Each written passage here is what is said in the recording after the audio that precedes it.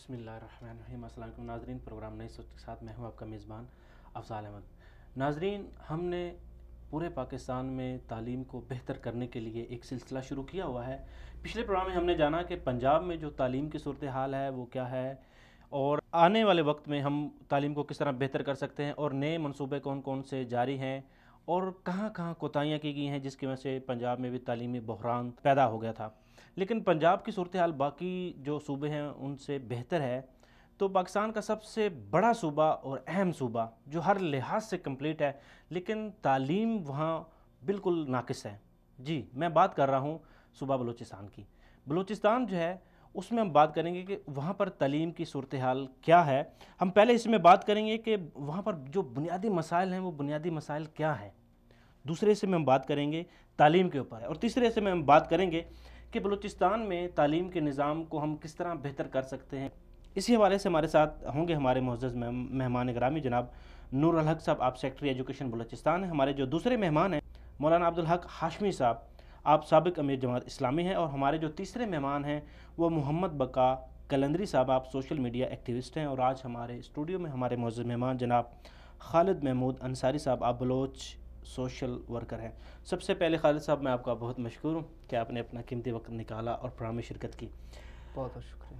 بلوچستان جیسا کہ رقبے کے لحاظ سے تو اہمیت کا حامل ہے ہی، تو ہم چاہتے ہیں کہ سب سے پہلے آپ ہمیں تھوڑی سی بلوچستان کی جو باقی صوبوں سے اس کو جو ممتاز سمجھا جاتا ہے، اس کی جو اہمیت ہے، وہ اس کے اوپر تھوڑا سا جو ہے وہ اپنا خیال پیش کریں کہ یہ باقی صوبوں کی نسبت یہ زیادہ اہمیت کا حامل کیوں ہے، آخر کیا وجہ ہے؟ بسم اللہ الرحمن الرحیم۔ افضال صاحب، آپ کی بہت بہت شکریہ، آپ نے مجھے اس ٹاپک پہ بلایا۔ تو بلوچستان کے حوالے سے جو سب سے اہمیت اس کی بتائی جاتی ہیں وہ سی پیک ہے، جو آج کل پوری دنیا میں میڈیا پہ زیادہ چل رہا ہے یہ خبر۔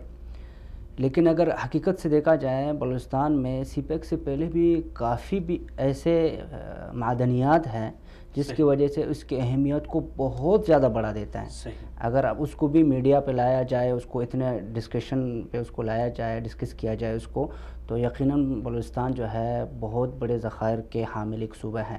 ان میں سے سب سے بڑا ہم لوگوں کے گیس ہیں، اور سوئی گیس ہے، اور اسی طرح پیٹرولیم نکلتا ہے، اور اسی طرح کرومائٹ نکلتا ہے، اور اسی طرز پر سونے کے کان، اور اللہ کی بلا کرے کوئلہ، اور کئی ایسے معدنیات ہیں جو بلوچستان ہی سے نکلتے ہیں، اور پورے ملک کے سارے جتنے بھی معدنی اخراجات ہیں وہ بلوچستان ہی پورا کر رہا ہے۔ بالکل، یہ جس طرح دوسرے الفاظ میں محاورہ کہا جاتا ہے کہ سونے کی چڑیا ایک، دیکھیں کہ ہر لحاظ سے اب کچھ چیزیں ایسی ہوتی ہیں کہ جو آپ کی اکانومی کو بہتر کرنے کے لیے ہوتی ہیں۔ آپ دیکھیں جس طرح آپ یہ کہہ رہے ہیں کہ وہاں پر پیٹرولیم ہے، اس کے علاوہ سونا ہے، سوئی گیس ہے، اور یہ دیکھیں یہ ملک کی ضروریات کو پورا کرنے کے لیے اس طرح کے جو وسائل ہوتے ہیں وہ بڑی اہمیت کے حامل ہوتے ہیں۔ چلیں، یہ چیز تو ہم نے دیکھ لی کہ وہاں پر جو معدنیات اور باقی صوبوں کے اہمیت سے وہ ہر لحاظ سے کمپلیٹ ہے۔ بلوچستان میں جو لوگوں کا ذریعہ معاش ہے وہ کیا ہے؟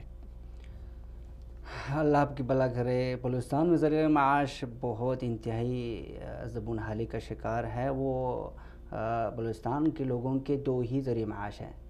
ایک زراعت ہے جو ٹیوب ویلوں کے ذریعے سے جتنا اس کے لوگ کر سکتے ہیں اپنے محنت مزدوری کے ذریعے سے کھیتی باڑی کر کے کچھ اپنے لیے کما لیتے ہیں، اور اگلا مویشی ہیں۔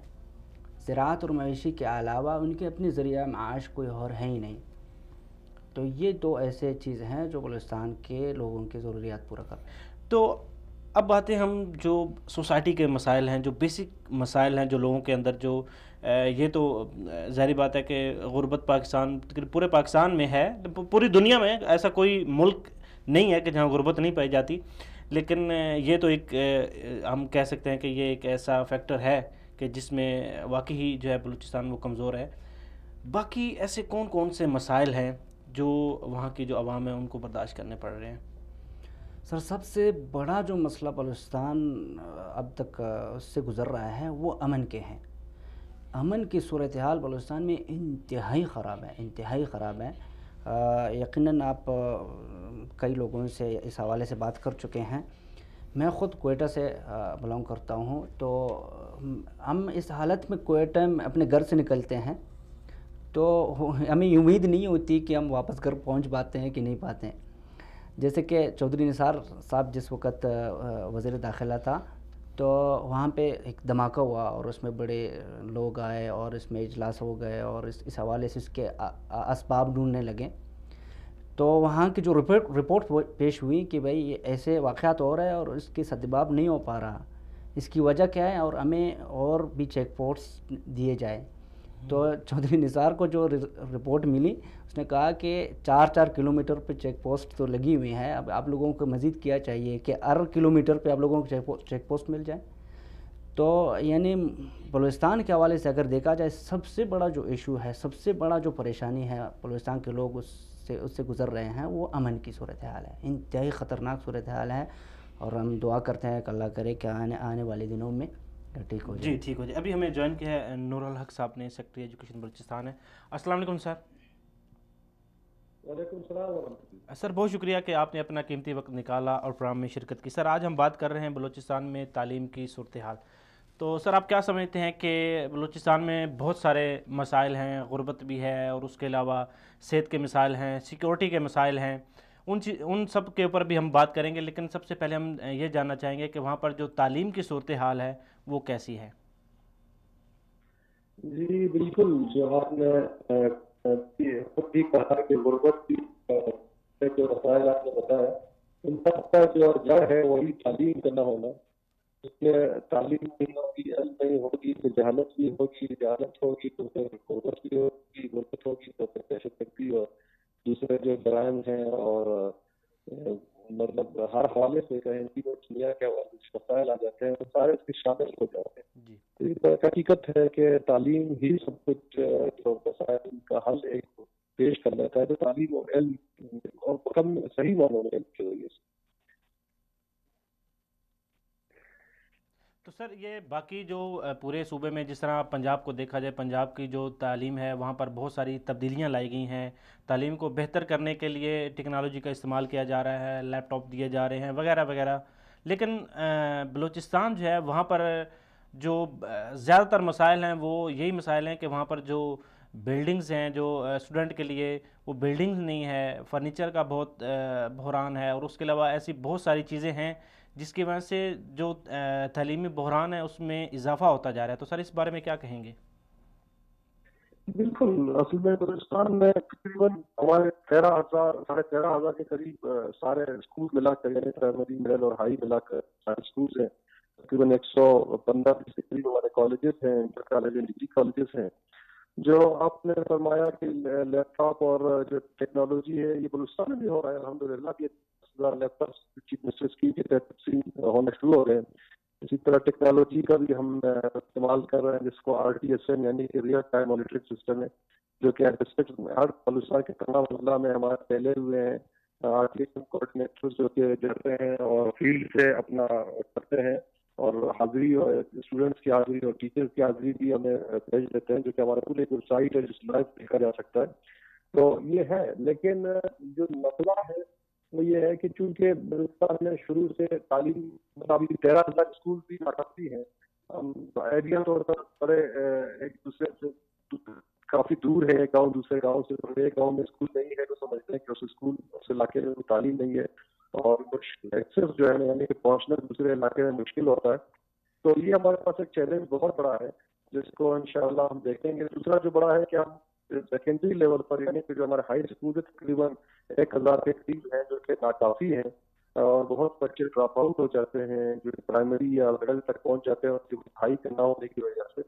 تو یہ بہت بڑا چیلنجز ہمارے سامنے ہے، لیکن اس کے لیے یقیناً چونکہ بلوچستان جو ریسورسز ہیں ابھی اور بھی بہت سے ایریاز ہیں جہاں کچھ کام ہو رہا ہے، لیکن تعلیم کے حوالے سے بھی ریسورسز بلوچستان میں ابھی جو ریسنٹ کی یعنی کہ کچھ سالوں میں بہت بڑھائے ہیں. آپ بجٹ کو سر دیکھ لیں گے تو بجٹ تو سر یہ تعلیمی اداروں میں جو سیکیورٹی کی صورتحال ہے اس کے بارے میں آپ کے کیا پلان ہے؟ آپ نے کس طرح جو ہے وہاں پر، چونکہ وہاں کے جو حالات ہیں وہ کافی ناسازگار ہیں، تو آپ نے سیکیورٹی کے حوالے سے کیا پلان کیا گیا؟ کیونکہ اس سے پہلے بھی دیکھیں بہت سارے ایسے واقعات ہوئے ہیں، تو آپ نے آگے کیا اپنا پلان ایسے کیا ہے کہ اپنے جو تعلیمی ادارے ہیں ان کو محفوظ بنانے کے لیے سیکیورٹی پلان کیا آپ نے تجویز کیا ہوا ہے؟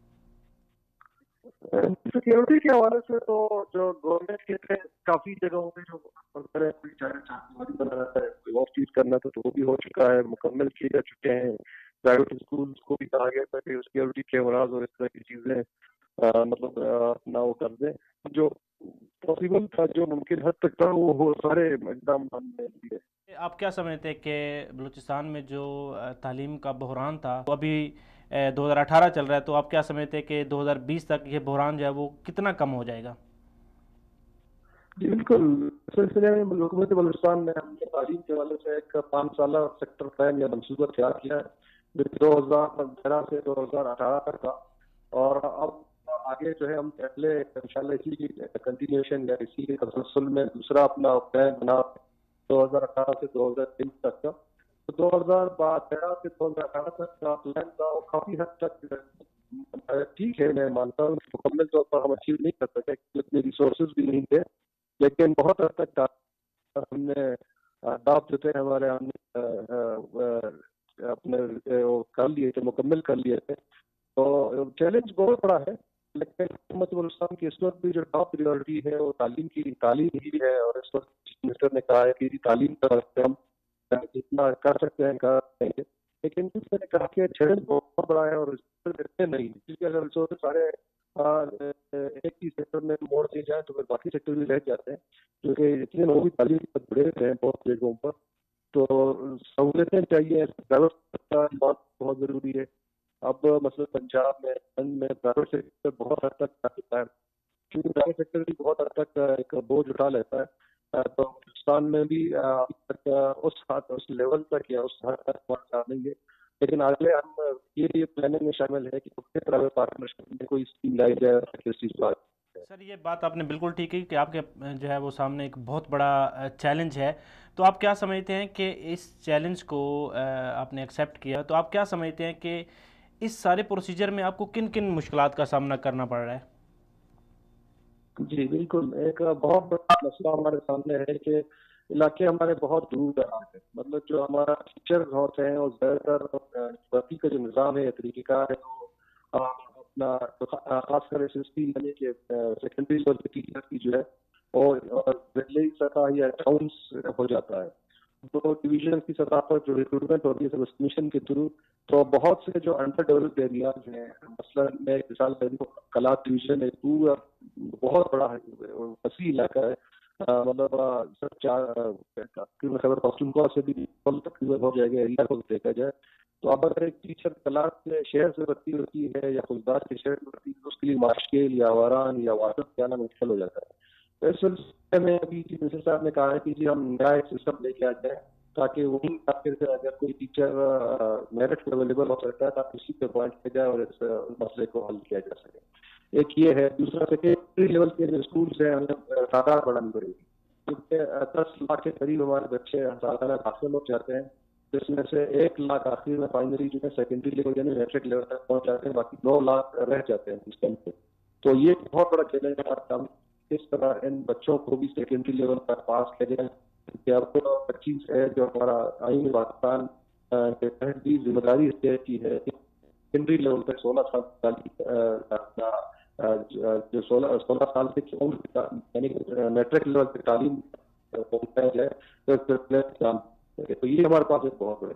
سر آخری سوال کرنا چاہوں گا، چونکہ وہاں کے جو عوام ہے ان کو کافی سارے مسائل کا چیلنج ہے، والدین جو اپنے بچوں کو اسکول نہیں بھیجتے، لیکن سر جو وہاں اسکولوں کی حالت ہے وہ تو جیسا کہ آپ خود بھی اس چیز کو ایکسیپٹ کر رہے ہیں کہ وہ اچھی نہیں ہے، چونکہ وسائل کی بھی پرابلم ہے. تو آپ کیا سمجھتے ہیں کہ آنے والا جو آپ بجٹ پیش کریں گے اس میں آپ اس کی جو ڈیمانڈ کتنی رکھیں گے اور ضرورت اس کی کتنی ہے؟ جی بالکل. ہم نے جو اپنا جو نیشنل ایجوکیشن ایک پلان ہے اس کے مطابق جو ہماری ضرورت ہے تقریباً 2,500 سیکنڈری اسکولس کی اس وقت ہماری ضرورت ہے. تو اس حوالے سے جو اس وقت تقریباً ہم نے، میں نے جو کہا تھا کہ 1000 کے لگ بھگ جو ہمارے سیکنڈری اسکول، تو 1500 ہمیں مزید سیکنڈری اسکول کی ضرورت ہے، کہ ہم چاہیں گے کہ انشاءاللہ نیکسٹ 5 ایئر جو پلان ہے ہمارا، کیونکہ یہ ایک ہیوج ریسورس مانگتے ہیں، انفراسٹرکچر بھی اور ٹیچرز بھی اور فیوچر ریسورسز بھی، تو یہ ہم 5 سال کر رہے ہیں یا جلد سے جلد تاکہ ہم زیادہ سے زیادہ سیکنڈری لیول تک پہنچ جائیں۔ دوسرا جو ہمارا بڑا ایشو ہے اس کا ہے تقریباً 5000 سے زیادہ ہمارے اسکول ایسے ہیں، پرائمری اسکول جہاں صرف ایک سنگل ٹیچر ہوتا ہے، تو اگر وہ چھٹی بھی چلا جاتا ہے، چلی جاتی ہے، تو بالکل اسکول کا کھل جاتا ہے اور کئی بچے بھی زیادہ لگتے ہیں۔ تو ہم ایک تو کوشش کر رہے ہیں کہ ریکمنڈیشن کے پلان لے کرتے ہیں تاکہ جہاں کم ہے ان کو، بچے کم ہیں وہاں سے ٹیچر کو ٹرانسفر کر لیں، جہاں زیادہ ہے ان تک پہنچائیں، اور جہاں سنگل ٹیچر کو بھی دے دیں، لیکن خاص کر بجٹ میں بھی نہیں۔ اور اسی طرح جو ہمارے ہیں ان کے لیے بھی ہمارے پاس پلان ہے کہ ان کو بلڈنگس یا ان کی انفراسٹرکچر کمپلیٹ کیا جائے۔ اس سال جو ہم تقریباً لا رہے ہیں جو واش کا ہے، یعنی کہ واٹر اینڈ سینیٹیشن کا، کیونکہ ہمارے بہت سے اسکولوں میں جو باتھ رومز اور پانی کی سہولت نہ ہونے کی وجہ سے بھی بہت سے بچے خراب ہو جاتے ہیں، اور اسکول کا جو نظام ہے اس کے بارے میں نہیں چل رہا ہے۔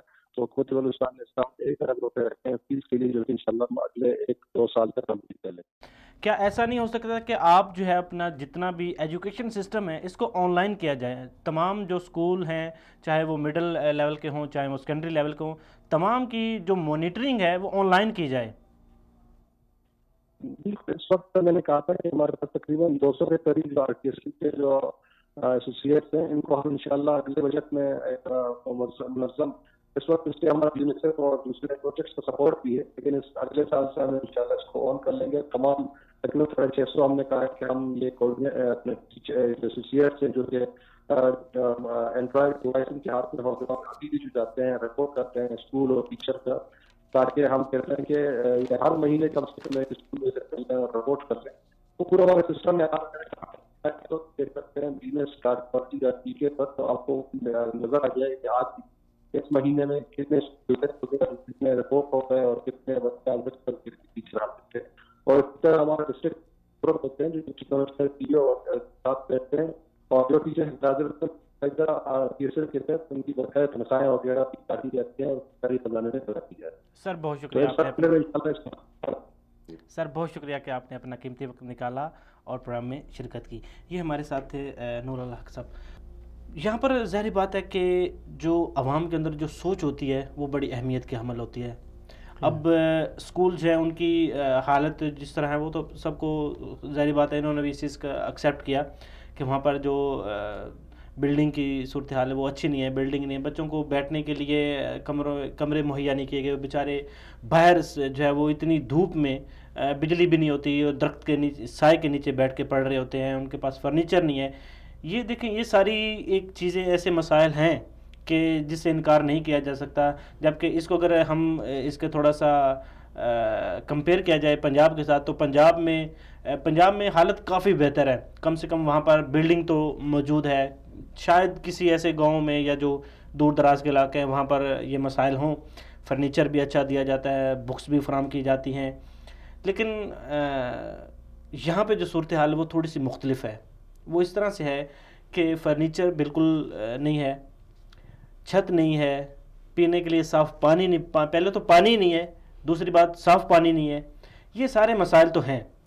اب بات کر رہا تھا میں سوچ کی، کیونکہ وہاں کے جس طرح ہم بات کر رہے تھے کہ وہاں پر سب سے بڑا مسئلہ ہے امن کا، ٹھیک ہے، تو والدین جو ہے وہ ان کی ایک سوچ ہے، ایک ڈر ہے کہ وہ ڈرتے ہیں بچوں کو سکول بھیجنے میں۔ تو آپ کیا سمجھتے ہیں، کیا یہ ڈر ٹیررزم کا ہے یا اس کے علاوہ کوئی اور ایسی جو مقامی طور پہ کچھ ایسی پابندیاں ہیں یا کوئی ایسی صورتحال ہے جس کی وجہ سے والدین ڈر رہے ہیں، وہ بچوں کو سکول نہیں بھیج رہے؟ سر تعلیم کے حوالے سے جب بھی مجھ سے پوچھا جاتا ہے میں کافی جذباتی ہو جاتا ہوں معذرت کے ساتھ۔ بلوچستان میں تعلیم کا صورتحال بہت میں کتنی دفعہ بہت کہہ دوں پھر بھی کم پڑتا ہے، بہت صورتحال خراب ہیں۔ وہ آپ کہہ رہے ہیں کہ بھئی سیکورٹی صورتحال کی وجہ سے یا کوئی اور بنیاد، کوئی ایسی کوئی اور وجہ نہیں ہے جس کی وجہ سے صورتحال بلوچستان کی والدین جو ہے اپنے بچے اسکول نہیں بھیجتے ہوں، وہ یہی سیکورٹی ہی صورتحال ہے اور کوئی مسئلہ نہیں ہے. آج کل الحمدللہ سوچ بدل گئی ہیں. میں اپنی مثال دے دوں، میں خود اپنے بچوں کو پڑھانا چاہتا ہوں، لیکن کہاں پڑھاؤں، کس طرف، کون سے ایسے اسکول ہے جس میں سیکورٹی صورتحال ٹھیک ہو اور میں اس کو وہاں بھیج کے تعلیم حاصل کیا جائے. وہ تو دوسری بات آپ نے جو جیسے کہ ذکر کی سوال میں کہ اسکول کی بلڈنگز بھی نہیں ہیں، یہ میں نے جہاں تک گوگل کیا ہے اس میں 37% ایسے ہیں جو صرف ایک کمرے پر مشتمل ہے اسکول، اور 14% اساتذہ بغیر اسکول جائے ہوئے تنخواہ لے لیتے ہیں. اب اگر میں اپنا بچے اسکول بھیجنا چاہوں تو کون سے اسکول بھیجوں جس میں نہ کمرہ ہے؟ آپ نے بتایا کہ شاید درخت کے نیچے، بلوچستان کا صورتحال یہاں تک خطرناک ہے کہ کہیں درخت بھی نہیں ہے، سایہ کے لیے درخت بھی نہیں ملتے آپ کو کہ بندہ جو ہے وہیں پہ ٹھکانہ بنا لے اور اپنی پڑھائی شروع کر دیں. تو سر صورتحال اس خراب ہونے کی میں سمجھتا ہوں کہ حکومت ہے. وہ اس لیے کہ ہم سرداروں کو یا اپنے دوسرے جو بڑے ہیں ان کو قصوروار ٹھہراتے ہیں. ایسے صورتحال نہیں، کیونکہ ہم جہاں کہیں دیکھتے ہیں دوسرے ممالک میں، جیسے کہ آپ ملیشیا کا اگر آپ مثال لے لیں تو وہ بھی ہم سے بھی زیادہ گیا گزرا تھا اور اسی میں دہشت گردی سے بہت اس میں الجھے ہوئے تھے، لیکن انہوں نے پلاننگ کی، اپنے لوگوں کو جو ہے اس صورتحال سے نکال دیا. اگر حکومت اس قسم کی پلاننگز کر لیں، جو تعلیم کے حوالے سے اقدامات کر لیں، جیسے کہ ابھی نور الحق صاحب نے بتایا، یقیناً وہ پلاننگ کیے ہوئے ہوں گے، لیکن یہ ناکافی ہے، کافی نہیں ہے. پلاننگ اس طرح سے کیا جائے کہ بالکل 20-30 سال کا ٹارگٹ رکھا جائے اور اس میں باقاعدہ اقدام کیا جائے. صرف دعوے تک اپنے اس اعلان کو محدود نہ رکھیں بلکہ اس پر عملی اقدام کر لیں، تب جا کے ایک سوچ جیسے کہ بدل چکی ہے. پھر بچے جو جتنے بھی بچے ہیں جو میرے پاس تعداد یہاں پہ پڑی ہوئے ہیں، 27 لاکھ بچوں کو اسکول میں ہونا چاہیے تھا، ان میں سے صرف جو ہے 9 لاکھ بچے اسکول جا پاتے ہیں، اور اسی طرح 19 لاکھ ایسے بچے ہیں جو بالکل اسکول جانا ہی نہیں چاہتے.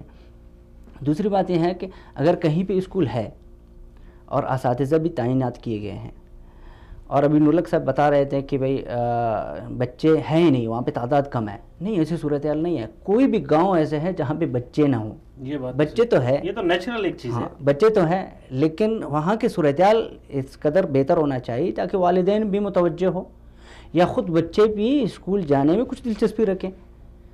جس طرح آپ کس چیزوں کی میں تذکرہ کروں، آپ پانی کے حوالے لے لیں تو پانی ہے ہی نہیں، کیا ہم یہ بتائیں کہ صاف پانی، یا اس کے جو ضروریات ہے، باتھ روم ہے یا پنکھے ہیں، بجلی ہے ہی نہیں.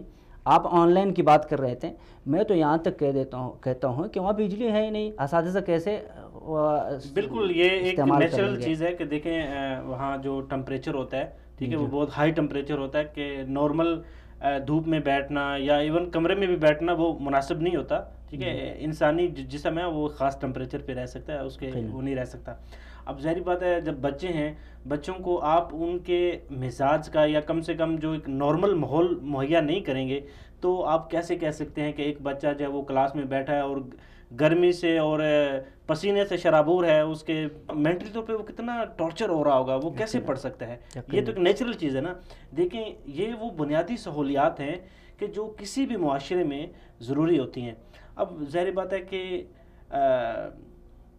تعلیم کا ایک خاص بجٹ ہوتا ہے، اور اگر آپ اس کے جو ہے وہ اعداد و شمار اٹھا کے دیکھیں تو آپ حیران ہو جائیں گے کہ ہر ایک جو سکول ہے وہ منیمم 4 سے 5 کمروں کا، جو پرائمری سطح پہ 4 سے 5 کمروں کا، اور اس میں واش روم بھی شامل ہے اور پینے کے لیے صاف جو ٹینک ہے اس کا، یہ سارا بجٹ پیش کیا جاتا ہے. ٹھیک ہے، اور پیش کرنے کے بعد جو ہے وہ پھر الاٹ کیا جاتا ہے. لیکن وہ بجٹ کہاں جاتا ہے؟ ابھی تک کوئی ایسا کوئی خاص چیز ہمارے سامنے نہیں آئی ہے. آپ دیکھیں حکومتوں کی بات کریں تو حکومتیں کتنی آئیں کتنی گئیں، مطلب کہ لوگوں کا ایک ذہن اس طرح سے بن چکا ہے کہ جب بات کی جاتی ہے تو تعلیم کی یا کسی بھی چیز کی تو لوگ صرف لاہور کو دیکھتے ہیں. وہ کہتے ہیں کہ پنجاب میں تعلیم، اور اسی کے ذریعے اپنے سارے جو نظریات ہیں، اپنے تجربات ہیں، اسی کو سامنے رکھ کے جو ہے وہ بیان کیے جاتے ہیں. اور جب بھی سینٹ میں یا کہیں ایسے پلیٹ فارم پہ بات کی جاتی ہے تو اسی چیز کی مثال دی جاتی ہے. بلوچستان کے اوپر مطلب 71 ایئرز ابھی ہو گئے ہیں پاکستان کو آزاد ہوئے، تو وہاں پر جب دیکھیں تو آپ کو میرے خیال میں ایسا نہیں لگتا کہ وہاں پر اگر آپ وزٹ کریں تو آپ ایسے نہیں کہہ سکتے کہ ہم جو ہیں وہ آزاد ہو چکے ہیں، یا ہم ایڈوانس ہو چکے ہیں، یا ہم تعلیم کے میدان میں 2-3 سٹیپ آگے جا چکے ہیں. جی بالکل سر، یہ ایڈوانس ہم سے تو کافی دور ہیں. ہم اب تک 0 سے 1 تک نہیں آئے ہیں. ایک پہلی سیڑھی پہ جب ہم چڑھیں گے تب جا کے ایڈوانس ہو جائیں گے. آپ ذمہ دار کس کو ٹھہرائیں گے؟ میں یقیناً 100% حکومت کو ذمہ دار ٹھہراتا ہوں، کیونکہ میں جہاں کہیں سفر کرتا ہوں، میں امارات بھی گیا ہوں اور سعودی عرب بھی میں گیا ہوں اور عمان گیا ہوں، کئی ممالک کے میرے سفر ہوئے ہیں، تو ان کی تعلیم کے جو وہ ہے ٹارگٹ ہیں وہ بہت اہمیت کا عامل ہے. اس سے پہلے پرزنٹیشن بنتا ہے ان کا، اور اساتذہ کے باقاعدہ اس کو بلایا جاتا ہے بڑے بڑے آفیسرز کو، تو وہ پریزنٹیشن پیش کیا جاتا ہے کہ یہ ہم نے طے کیا ہوا ہے اور اس کو کس طرح یعنی لاگو کیا جائے. پھر یہ پریزنٹیشن جو ہے جا کے یعنی محلی نچلے ضلعی سطح پہ، یا آپ یوں کہیں تحصیل کے سطح پہ جا کے اساتذہ کو جمع کیا جاتا ہے اور ان کو یہ بتایا جاتا ہے کہ یہ کرنا ہے. تو اس پلاننگ کے مطابق چل کے پھر جا کے وہ اپنے اہداف پا لیتے ہیں. ہمارے پلاننگ ہی نہیں ہے تو پھر ہمارے اساتذہ آگے جا کے کیا کر سکیں گے؟ چلیں، یہ تو گورنمنٹ جو ہے وہ تو اس کو ہم کہہ سکتے ہیں کہ وہ اپنی عوام کو جو بنیادی سہولیات دینے سے وہ قاصر ہے. تو اب کچھ ذمہ داریاں آتی ہیں ہمارے، اگر دیکھا جائے معاشرے کے اوپر. آپ امن کی بات کر رہے ہیں، اب امن کو آپ قائم کرنا چاہتے ہیں، وہ کیسے کریں گے؟ جب تک آپ لوگوں کو شعور نہیں دیں گے، ان کو تعلیم نہیں دیں گے، آپ کیسے کہہ سکتے ہیں کہ ہم ملک میں امن لا سکتے ہیں؟ جہاں تک بات غربت کی ہے تو غربت کا بھی لنک تعلیم کے ساتھ ہے. ہمارے تقریباً 99.9% جو مسائل ہیں ان کا تعلق سیدھا تعلیم کے ساتھ ہے. تعلیم اگر آپ صحیح نہیں کریں گے تو آپ کیسے یہ امید رکھ سکتے ہیں کہ ہم باقی کے جو مسائل ہیں اس کو حل کر پائیں گے؟ تو چونکہ آپ ایک سوشل ورکر ہیں، تو آپ عوامی سطح پہ جو تعلیم کا شعور دلانے کے لیے وہاں بلوچستان میں کیا نئی ایکٹیویٹیز کی جا رہی ہیں؟ ناظرین، یہاں پر وقت ہو گیا ایک شارٹ بریک کا، ملتے ہیں شارٹ بریک کے بعد.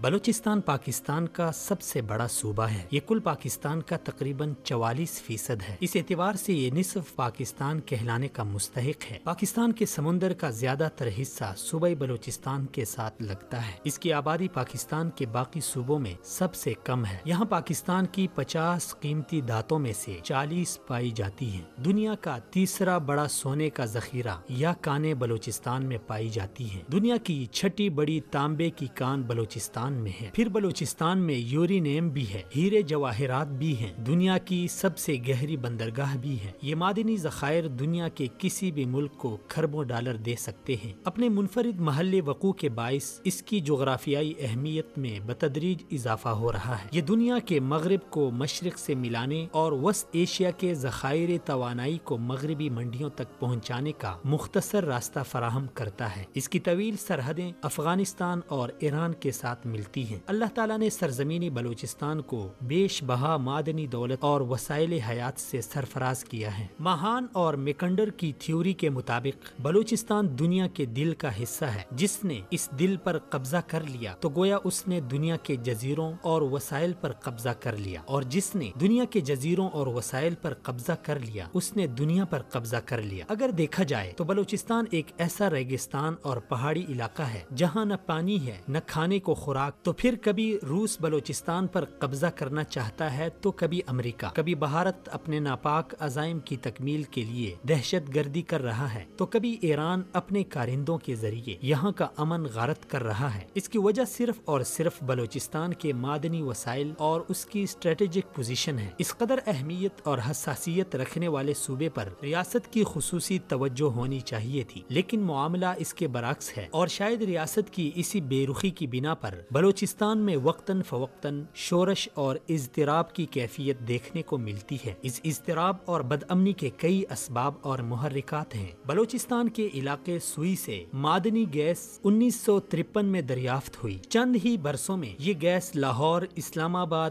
اور پشاور تک پہنچا دی گئی، لیکن صوبائی دارالحکومت کوئٹہ میں یہ گیس 32 سال بعد 1985 میں پہنچ سکی۔ بلوچستان کے کئی چھوٹے بڑے شہر آج تک اس معدنی دولت سے محروم ہیں، بلکہ خود سوئی شہر کے کئی محلے اور آبادیاں بھی اس نعمت کو ترس رہی ہیں۔ وفاقی ملازمتوں میں بلوچستان کا کوٹا صرف 3.3% تھا، جسے کچھ عرصہ قبل بڑھا دیا گیا ہے، لیکن اکثر ان ملازمتوں کو دوسرے صوبوں کے افراد سے پر کر لیا جاتا ہے۔ جب ہم تعلیم کے میدان میں بلوچستان کا دوسرے صوبوں سے تقابلی جائزہ لیتے ہیں تو یہ جان کر انتہائی دکھ ہوتا ہے کہ بلوچستان تعلیم، صحت اور بنیادی انسانی حقوق سے محروم اور سب سے پسماندہ صوبہ ہے۔ الف اعلان کے اعداد و شمار کے مطابق بلوچستان کی کل آبادی میں سے 27 لاکھ بچوں کو اسکولوں میں ہونا چاہیے تھا، مگر افسوس کہ کل آبادی میں سے صرف 9 لاکھ بچے اسکولوں میں جاتے ہیں، جبکہ 18 لاکھ بچے اسکولوں سے باہر ہیں۔ صوبے میں کل اسکولوں کی تعداد 12,347 ہے، جس میں سے صرف 6% ہائی اسکول ہیں۔ صوبے میں 76% بچے سرکاری اسکولوں میں داخلہ لیتے ہیں، 19% بچے غیر سرکاری اسکولوں میں، جبکہ 5% دینی مدرسوں کا رخ کرتے ہیں۔ الف اعلان کے مطابق 216 اسکول اس وقت غیر فعال ہیں۔ باقی اسکولوں میں سے 37% اسکول ایک کمرہ جماعت پر مشتمل ہیں اور 14% اساتذہ بغیر اسکول جائے ہی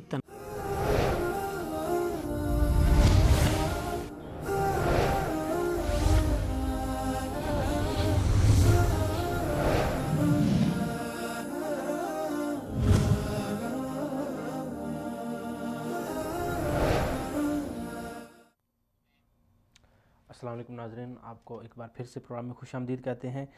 جی خالد صاحب، ہم بات کر رہے تھے کہ چونکہ آپ سوشل ورکر ہیں، اسی حوالے سے ہم بات کر رہے تھے کہ عوامی سطح پر جو ہے وہ لوگوں کو شعور دینے کے لیے، تعلیم کی طرف راغب کرنے کے لیے جو ہے وہ وہاں کے جو نوجوان نسل ہے وہ اپنا کیا کردار ادا کر رہی ہے، اور کس طرح ہم لوگوں کو یہ شعور دے سکتے ہیں کہ وہ ان کا جو سب سے اہم اور ضروری جو چیز ہے، سب سے جو اہم ضرورت ہے وہ تعلیم ہی ہے۔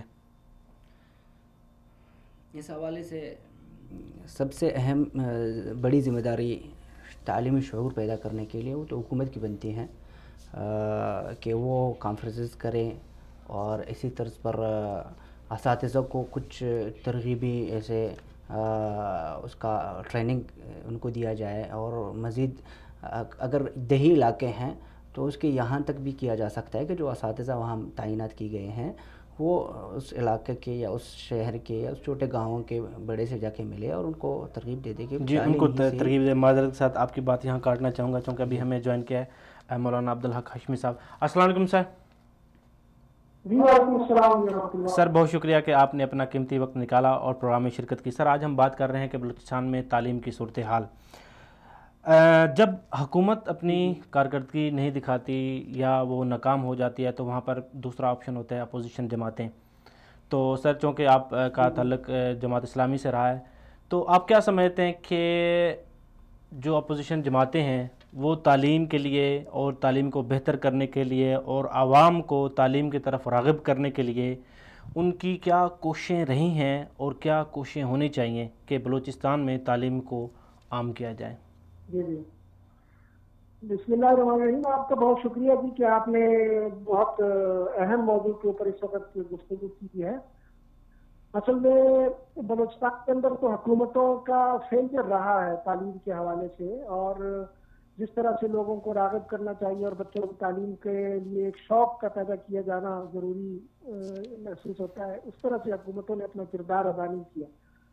اور پھر اس کے علاوہ جو انتظامیہ رہی ہے تعلیم کی، خاص طور پہ ان کی نااہلی اور ان کی غفلت کی بنا پر بھی ایسے صورتحال سامنے آئی کہ جو بین الاقوامی NGOs ہیں جو تعلیم کے اوپر خاص طور پہ تحقیق اور ریسرچ کا کام کرتی ہیں، ان کی رپورٹس آئی ہیں جس میں سینکڑوں کی تعداد میں ایسے اسکول ہیں کہ جن کو گھوسٹ اسکول کہا جاتا ہے، اور اسی طرح سے ہزاروں کی تعداد میں ایسے اساتذہ ہیں کہ جن کو گھوسٹ اساتذہ کہا گیا ہے، اور یہ سارا سلسلہ مسلسل موجود ہے، اور اس کے تدارک کے لیے حکومت کوئی ایسی پالیسی نہیں بنا سکی کہ ان اساتذہ کو معطل کر دے، ان کو ختم کرے اور اس کی جگہ پہ ایسے فرض شناس اساتذہ متعین کرے کہ جو تعلیم کی خدمت کرے اور بچوں کو اسکول تک پہنچانے اور ان کو لانے کے لیے کامیاب ہو سکے۔ اسی طرح سے وہاں پہ جو اسکول کی بلڈنگز ہیں ان میں بہت بڑی تعداد ایسی ہے کہ جس میں کوئی سہولت موجود نہیں ہے، جس کی بنا پہ لوگ بہت تکلیف کے اندر مبتلا ہوتے ہیں، اور چھتیں موجود نہیں ہیں، واش روم موجود نہیں ہے، تعلیمی مواد موجود نہیں ہے۔ محترم یہ تو صورتحال ہماری ہوگی، یہ تو ہم ظاہری بات ہے کہ یہ کافی عرصے سے یہ چیزیں دیکھتے آ رہے ہیں کہ وہاں پر یہ مسائل ہیں۔ تو سر آپ کیا تجویز دینا چاہیں گے کہ کس طرح ہماری جو دوسری اپوزیشن جماعتیں ہیں، ظاہری بات ہے ان کا تعلق عوام کے ساتھ ہوتا ہے، ان کی طاقت ان کی قوت ساری عوامی ہے، تو ان کو عوام کی خدمت کرنے کے لیے کس طرح وہاں پر جو تعلیمی سرگرمیاں ہیں ان کو وہ کیسے بہتر کر سکتے ہیں؟ دیکھیں اس کے اوپر تو خود حکومت اور اس کی جتنی بھی اس کی انتظامیہ ہے، مشینری ہے، ان کے پاس اس کے لیے بہت سارا مواد موجود ہوتا ہے، اور ان کے پاس بہت سارے اسکلڈ ورکر اس بارے میں موجود ہوتے ہیں۔ تو محکمہ بنا ہی اسی حوالے سے ہے کہ وہ اس سلسلے میں سوچتا رہے اور مسلسل اپنی کارکردگی کو بہتر بناتا رہے، لیکن ہمیں یہ محسوس ہوتا ہے کہ اس سلسلے میں کوئی ایسی پیش رفت ان کی طرف سے نہیں ہوتی، اور کوئی دلچسپی کا مظاہرہ، کسی سنجیدگی کا مظاہرہ کہ جس کے نتیجے میں میدان کے اندر تعلیمی صورتحال میں بہتری پیدا ہو، اس طرح کی کوئی چیز دیکھنے میں نہیں آتی۔ اسی بنا پہ یہ سچویشن ہے کہ جو کامیابی کے سائن ہیں وہ ہمیں دور دور تک نظر نہیں آ رہے۔ تو سر جب یہ معاملہ سینٹ میں اٹھایا جاتا ہے، ظاہری بات ہے کہ یہ عوام کا ایک بنیادی حق ہے اور ان کو ہر حال میں ملنا چاہیے، تو باقی ظاہری بات ہے کہ اپوزیشن پارٹیاں باقی بہت سارے معاملات میں جو ہے وہ احتجاج بھی کرتی ہیں، روڈ بھی بلاک کرتی ہیں، اور بھی کافی سارے ایسے کام جو ہمیں وہ دیکھنے میں آتے ہیں۔ کیا تعلیم کے لیے کچھ ایسا کوئی پالیسی یا کوئی ایسا قدم نہیں اٹھایا جاتا کہ تعلیم کو بہتر کیا جائے؟ اپوزیشن جماعتیں ہوں یا پرائیویٹلی جو NGOs اس سلسلے میں کام کر رہی ہیں وہ بالعموم اس پہ ورکنگ کرتے رہتے ہیں، اور بہت سارا ریسرچ ورک بھی انہوں نے کیا ہوا ہے جو سفارشات کی شکل میں حکومتوں کے پاس جاتا ہے۔ میں خود ایسے بہت سارے گروپس کے ساتھ رہا ہوں جنہوں نے اس فیلڈ میں ریسرچ ورک کیا ہے ایجوکیشن کے حوالے سے خاص طور پہ، لیکن جتنی بھی سفارشات ہوتی ہیں وہ حکومتی حلقوں میں جب آتی ہیں اور جہاں پہ عمل درآمد کا اقدام کرنا ضروری ہو جاتا ہے، وہاں پہ ہم یہ محسوس کرتے ہیں کہ پھر کوئی اقدام جو ہے اس سلسلے میں ہوتا ہوا نظر نہیں آتا۔ تو اس بنا پہ ایک خاصی ایسی مشکل ہے کہ جس مشکل کی وجہ سے لوگوں کو وہ فوائد نہیں پہنچ پاتے کہ جو فی الحقیقت ان تک پہنچنے چاہیے، محترم بچے کے جو تعلیم سے محروم ہے۔ جی محترم آخری سوال کرنا چاہوں گا چونکہ ہمارے پروگرام کا جو وقت ہے وہ بالکل اختتام کی طرف ہے۔ عوام جب ووٹ دیتی ہے وہاں پر تو ان کا جو ایک ڈیمانڈ ہوتی ہے، ظاہری بات ہے یہ جو ہمارے لیڈر ہوتے ہیں انہی کو عوام ووٹ دیتی ہے اور ووٹ دے کے اعلیٰ عہدوں پر پہنچاتی ہے، تو عام عوام کی جو ایک سوچ ہوتی ہے، ایک فکر ہوتی ہے، اس سے احاطہ کیا جاتا ہے کہ ابھی عوام کو سب سے اہم ضرورت کیا ہے۔ تو عوام جب ووٹ دیتی ہے تو ان کی جو ایک سوچ ہوتی ہے، ان کی ڈیمانڈ ہوتی ہے، ان کی جو فکر ہوتی ہے وہ موسٹلی کیا ہے؟ دیکھیں بلوچستان اور پورے ملک دونوں میں بارے میں کافی فرق محسوس کیا جا سکتا ہے۔ وہاں ہمارے یہاں جو ووٹ ہے وہ مکمل طور پہ جو جاگیردار ہے یا وڈیرا ہے یا وہاں کا قبائلی سردار ہے اس کے قبضے میں ہے، اور لوگ دبے ہوئے ہیں اور خاصے دباؤ کا شکار ہے، اور وہ آزادانہ طور پہ رائے کا استعمال نہیں کر سکتے۔ بالعموم عوام کے اندر یہ شعور ہی نہیں دیکھا گیا کہ جس شعور کے نتیجے میں ہم یہ کہہ سکیں کہ وہ انتخاب کے موقع پر اپنے مستقبل کے لیے کسی بہتر چیز کا انتخاب کریں گے۔ یہ کمی ہے بہت زیادہ، لیکن یہ کمی بلوچستان میں بہت زیادہ محسوس ہوتی ہے۔ پورے ملک کے اندر بھی کسی نہ کسی سطح پہ ये बहरहाल पाई जाती है। जी मोहतरम, बहुत शुक्रिया कि आपने अपना कीमती वक्त निकाला और प्रोग्राम में शिरकत की। जी खालिद साहब, इन्होंने बड़ी अच्छी बात की है कि जहाँ पर हुकूमत का फेलियर है वो तो है ही है कि वो अपनी ज़िम्मेदारियाँ पूरी नहीं कर सकी और जो आवाम की जो बुनियादी ज़रूरियात है उनको नहीं फराहम कर सकी। लेकिन जब बात आती है अवामी सतह पर, जब आवाम तब्दीली चाहती है, वो चाहती है कि हम अपने आप को बदलना चाहें, वो चाहती है कि हम आला ओहदों पे ऐसे बंदों को लेकर आएँ जो उनकी खिदमत करें, उनके लिए काम करें, रोज़गार के मौके हों, तालीम का जो है वो बहरान वो कम हो, सेहत के मसाइल कम हों। लेकिन वहाँ पर जब बात आती है वोटिंग की तो फिर यहाँ पर एक सेक्टर ऐसा आ जाता है कि वहाँ पर जो एक जगीरदाराना सोच है या जो वडेरे हैं वो आवाम को उनका जो वोट की ताकत है उनसे महरूम रखा जाता है। तो बीच में ये एक बहुत बड़ी एक रुकावट है कि जो आवाम को उनका पसंदीदा जो नुमाइंदा है वो मुंतखब करते हुए बहुत सारी परेशानी होती है। इस बारे में क्या कहेंगे? सर, मैं मौलाना अब्दुल्ला काशिमी साहब से मुकम्मल इत्तेफाक रखता हूँ। जैसे कि मैं हर बात पे हुकूमत कह रहा था, शायद आपने या सुनने वालों ने महसूस की होगी, मेरा हुकूमत से कोई ऐसी ज़िद या कोई ऐसी बात नहीं है।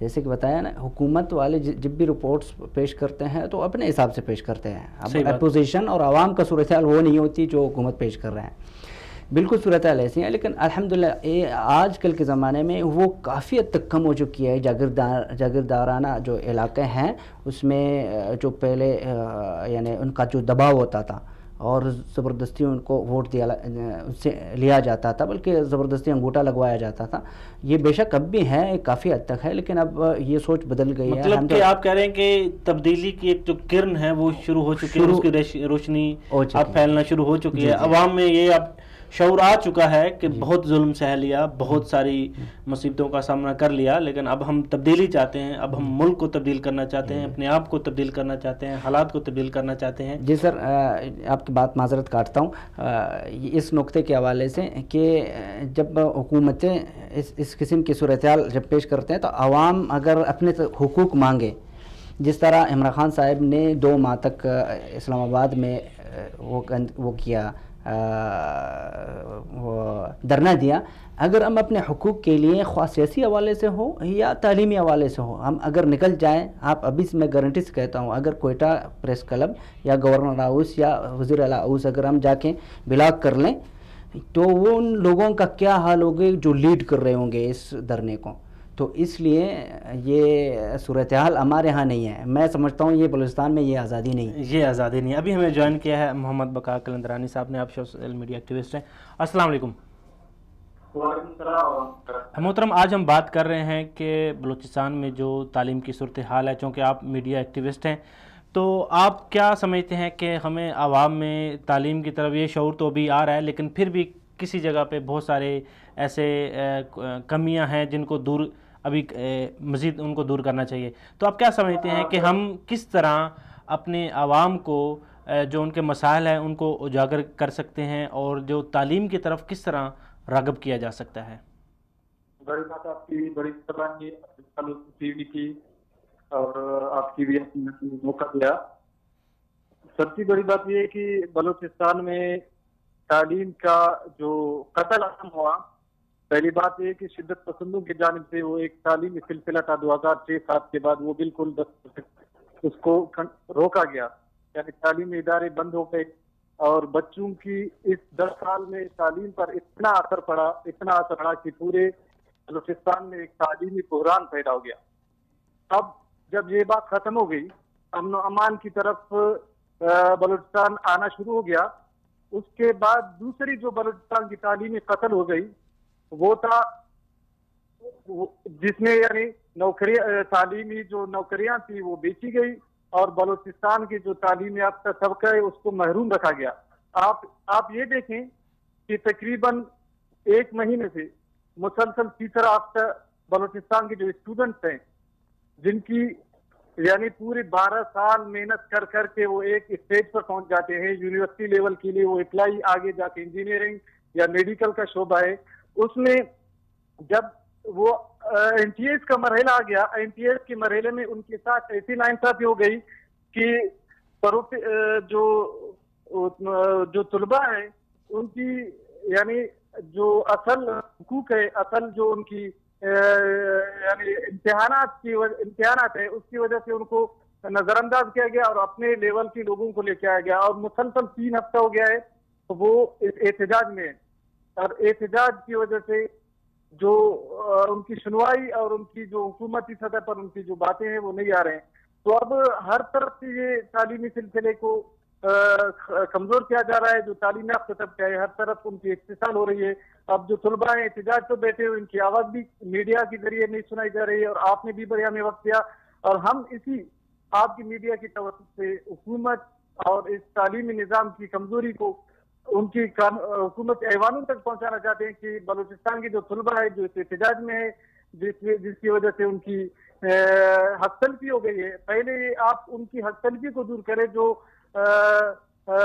کامیاب طلبہ ہے ان کے ساتھ جو ناانصافی ہے پہلے آپ ان کو دور کریں، تاکہ ہم آگے کی بعد میں سوچیں، پہلے جو اس مرحلے تک پہنچے ہوئے ہیں آپ ان کی سنوائی تو کریں، پہلی تو بات یہی ہے۔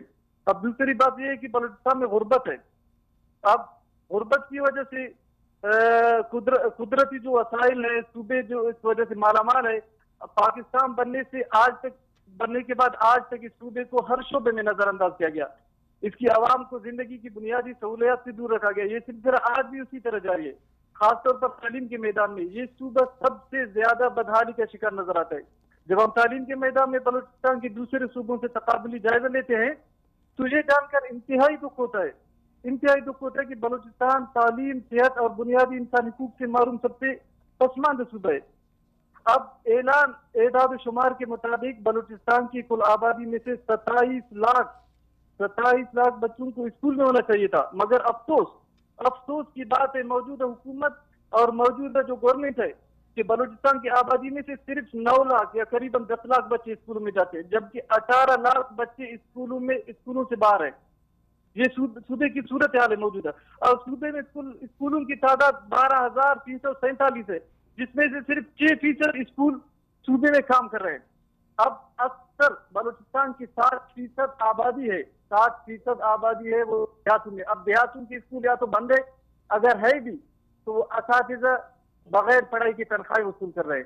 سر یہ تو دیکھیں یہ فیکٹر تو موجود ہیں، اس چیز کی تو سب اعتراف کرتے ہیں کہ وہاں پر ایسے مسائل ہیں، ٹھیک ہے، یہ مانتے ہیں کہ بہت سارے اسکول ایسے ہیں جن کی بلڈنگ نہیں ہے، فرنیچر نہیں ہے، جو بیسک جو بنیادی ضروریات ہیں وہ ان کو فراہم نہیں کی جائے، بجٹ مل رہا ہے لیکن تعلیم کے اوپر خرچ نہیں ہو رہا۔ اب ظاہری بات ہے کہ یہ سارا جو نظام ہے یہ حکومت کے پاس ہے، اور حکومت میں بیٹھے ہوئے جو نمائندے ہیں ان کو حکومت میں کون لاتا ہے؟ ہم لوگ ہی لاتے ہیں۔ تو ظاہری بات ہے کہ یہاں پر جو مین ایک مسئلہ ہے وہ شعور کا ہے۔ جب عوام میں یہ شعور آ جائے گا کہ ہمیں اب ظاہری بات ہے کہ تعلیم ایک یہ اس سے انکار نہیں کیا جا سکتا کہ اگر غربت ختم کرنی ہے، اگر ملک میں امن لانا ہے تو تعلیم جو ہے وہ سب سے پہلا ہمارے پاس سلوشن ہے کہ تعلیم کو آپ عام کر دیں، بہت سارے مسائل جو ہیں وہ خود بخود ٹھیک ہو جائیں گے۔ لیکن مسئلہ ہے کہ شعور کا، عوام کو شعور دلانے کے لیے ظاہر بات ہے کہ آپ سوشل میڈیا ایکٹیوسٹ ہیں، تو آپ کیا سمجھتے ہیں کہ ہمیں کیا مزید اس طرح کی مطلب کیا ایسے لاہ عمل اختیار کرنا چاہیے کہ ہم کس طرح اپنی نوجوان نسل کو جو ہے وہ پروموٹ کر سکتے ہیں، ان کو ایجوکیٹ کر سکتے ہیں تاکہ وہ باقی جو عوام ہیں ان کو ہمارا یہ جو میسیج ہے، ہمارا جو پیغام ہے باقی لوگوں تک پہنچائیں، اور لوگوں کو یہ شعور دیں کہ تعلیم سب سے بنیادی چیز ہے، اور اس کو عام کرنے کے لیے اور اس کو بہتر کرنے کے لیے پہلی ڈیمانڈ ہمیں تعلیم رکھنی چاہیے۔ اب آپ نے بڑی اہم بات پوچھی، وہ یہ کہ اب بلوچستان میں تقریباً 60 سال سے وہ نواب اور سردار مسلط ہیں۔ آپ کو معلوم ہے ان کے علاقوں کا جائزہ لے لیں، یقین مانیں انتہائی افسوس کا مقام ہے کہ صوبے میں 3-4 مرتبہ حکومت میں رہنے کے باوجود ان کے علاقے میں جو ان کے مین جہاں سے ووٹیں لیتے ہیں ان کے علاقے میں ہائی یا کالج لیول کا کوئی اسکول ہی نہیں ہے۔ وڈ جو ایک علاقہ ہے کئی سالوں سے جو حکومتی بڑے بڑے وزراء اسی سے منتخب ہوئے، ایم این اے، ایم پی اے، صوبائی جو وزیر اعلیٰ ہے، اب ان کے علاقے میں تعلیم تو دور کی بات، بچوں کو یہ معلوم نہیں ہے کہ ہمارا نام ہی کیا ہے، ہمارے کام ہی کیا ہے، ہم اس دھرتی کے مستقبل ہیں۔ ان کو یعنی ہماری اس قوم پرست جماعتوں نے اب بڑی بات یہ کہ آپ نے پوچھا کہ منتخب کون کرتے ہیں، یہ کہ ہمارے اوپر ایک نظام مسلط کیا گیا ہے، ہمارے اوپر ایک سرداریت، یہ نوابیت. افسوس کی بات ہے کہ اگر سر اب دیکھیں اب وقت وہ چینج ہو گیا ہے، لوگوں میں شعور آ گیا ہے. ٹھیک ہے، یہ بات اگر آپ 20-30 سال پہلے کی بات کر رہے ہیں تو اس چیز کو ایکسیپٹ کیا جا سکتا ہے، لیکن اب ایسا ممکن نہیں ہے، کیونکہ لوگ اب سمجھ گئے ہیں، اپنے حقوق کو سمجھ گئے ہیں، اپنے ووٹ کی طاقت کو سمجھ گئے ہیں. یہ چیز اب پاسبل نہیں ہے، چونکہ اب دنیا ایڈوانس ہو گئی ہے، لوگ ٹیکنالوجی کی طرف جا رہے ہیں، لوگ اب ایڈوانس ہو گئے ہیں. اب یہ چیز ہے کہ یہ مکمل طور پر یہ چیز ختم نہیں ہوئی، اس کے آثار باقی ہیں جو کہ جن کو ختم کرنا ناممکن تو نہیں ہے، تھوڑا مشکل ہے. یہ آہستہ آہستہ آنے والے وقت میں یہ چیزیں آٹومیٹکلی ختم ہو جائیں گی، لیکن اس کے لیے ضروری ہے کہ پلاننگ، ابھی سے آپ اس چیز کی پلاننگ کریں گے، ابھی سے اس کی بنیاد رکھیں گے، تب جا کے آنے والے وقت میں اس کے جو ہے وہ آپ کو رزلٹ ملے گا. جی محمد بقا صاحب، آپ کا بہت شکریہ کہ آپ نے اپنا قیمتی وقت نکالا اور پروگرام میں شرکت کی. اسی طرح نور الحق صاحب، آپ کا بھی بہت شکریہ کہ آپ نے اپنا قیمتی وقت نکالا اور پروگرام میں شرکت کی. مولانا عبدالحق ہاشمی صاحب اور خالد محمود انصاری صاحب، آپ سب مہمانوں کا بہت شکریہ کہ اپنا قیمتی وقت نکالا اور پروگرام میں شرکت کی. ناظرین، بلوچستان پاکستان کا سب سے اہم صوبہ ہے، ہر لحاظ سے وہ بڑی اہمیت کا حامل ہے. اور بات کی جائے معدنیات کی تو معدنیات کے حوالے سے پاکستان کا سب سے اہم صوبہ ہے کہ صرف اسی صوبے سے سوئی گیس نکلتی ہے اور پورا پاکستان اس سے فائدہ اٹھاتا ہے. لیکن وہ الگ بات ہے کہ بدقسمتی سے بہت سارے ایسے علاقے ہیں بلوچستان کے اندر ہی کہ جن کو یہ گیس میسر نہیں ہے. یہ بڑا افسوس کا ایک مقام ہے. لیکن ناظرین، یہاں ایک اور چیز ہے کہ ہم نے بات کی تعلیم کی. تعلیم ایک ایسی پاور ہے کہ جو ملک میں جتنی بڑی آپ کہہ لیں کہ غربت ہو، اس غربت کو ختم کر سکتے ہیں. جتنی بڑی آپ کے حالات خراب ہوں، ان حالات کو بہتر کر سکتے ہیں. چونکہ جب لوگوں میں شعور آ جائے گا تعلیم کا تو بہت سارے مسائل آٹومیٹکلی ختم ہو جائیں گے. دہشت گردی ختم ہو جائے گی، غربت ختم ہو جائے گی.